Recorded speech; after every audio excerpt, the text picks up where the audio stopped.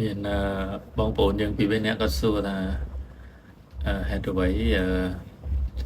Facebook ខ្ញុំខ្មែរកណ្ដាលអត់សូវឃើញ Facebook ខ្មែរក្រោមបងប្អូនខ្មែរក្រោមអឺចង់បញ្ជាក់ថាវាពិបាកប្រស្រ័យតាក់ទងរវាងប្រទេសនិងប្រទេសដល់កណ្ដាលមានសកម្មភាពអ្វីផ្ទុះវិញអញ្ចឹងបានមកដល់ខ្មែរកណ្ដាលបានឃើញតែកម្រដោយសារតែពួកគាត់រស់នៅក្រោមនោះថាសម្ពាធក៏ត្រូវឬក៏ថាស្របតាមគេក៏ត្រូវដែរអញ្ចឹងណាចឹងទៅគាត់ផុសជួនកាលគាត់សេ caption យួនណាយើងមិនដឹងខ្មែរក្រមណាអញ្ចឹងណាហើយណាមួយដូចថាគាត់លេងបែប account ណាហើយគាត់អត់មាន content អីដែលតាក់ទងរឿងជាតិរឿងខ្មែរក្រមរឿងអីចឹងណាវាមានដែរប៉ុន្តែបើគិតទៅខ្ញុំមិនបាន10នាក់ផងដែលអ្នកដែលនៅក្រមដែលគាត់ផ្សាយពីទំនៀមទម្លាប់ប្រពៃណីខ្មែរក្រមដែលល្បីណាតែនិយាយថាបងប្អូនយើងមានដែរប៉ុន្តែត្រឹម account Facebook គាត់ផុសបាន200-300អ្នក like ហ្នឹងវាត្រឹមតែអ្នកនៅក្នុងតំបន់គាត់ណាបាទបើ Facebook តើយើងបន្ទុះយើងល្បីបានទលំទលាយដូចខ្ញុំអញ្ចឹងខ្ញុំផុសអញ្ចឹងខ្មែរក្រមឃើញហើយអ្នកស្អប់អ្នកស្រឡាញ់អីចូលមក comment ដឹងអស់ខ្មែរក្រមហ្នឹងហើយ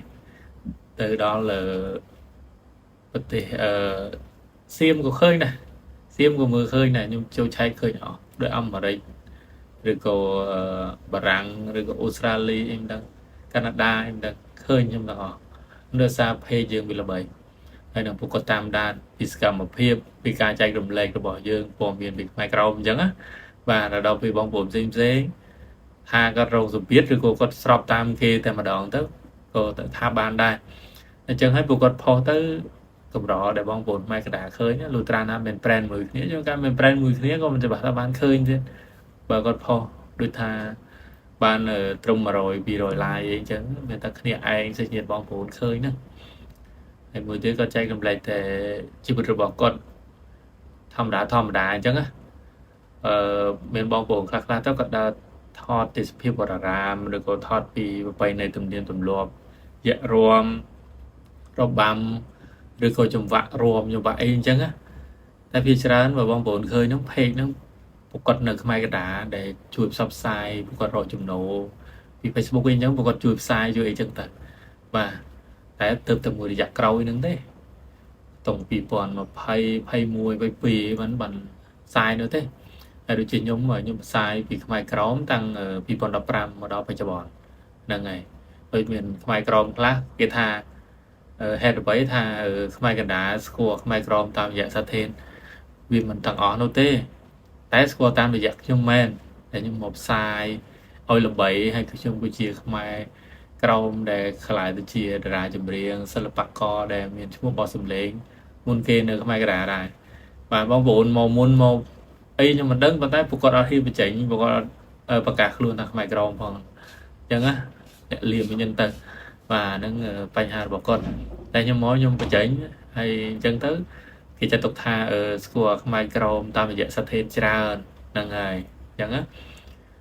មិនមែនតែយើងទទួលថាយើងនឹងជាអ្នកអស្ចារ្យអីតែម្នាក់ឯងទេប៉ុន្តែខ្ញុំនិយាយថាយើងផ្សាយ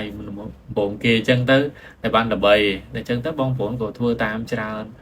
ហើយខ្មែរក្រមយើងបច្ចុប្បន្នក៏ជួយផ្សាយដែរប៉ុន្តែវានៅសង្ខេបដូចខ្ញុំនិយាយអញ្ចឹងប្រើ account ប្រើអីអញ្ចឹងមិនសូវបានឃើញទេអ្នកខ្លះគាត់ទៅសេតែអសរយួនទៀតទោះបីព្រះសង្ឃអង្គខ្លះនៅខ្មែរក្រមនៅតែសេអសរយួនលើបណ្ដាញសង្គមអញ្ចឹងហើយធ្វើឲ្យបងប្អូនខ្មែរកណ្ដាលគាត់ថាយួនគាត់ក៏មិនតាមដានអញ្ចឹងទៅ page Facebook របស់ខ្មែរក្រមយើងមួយចំនួនអត់សូវល្បីអត់សូវទលំទលាយ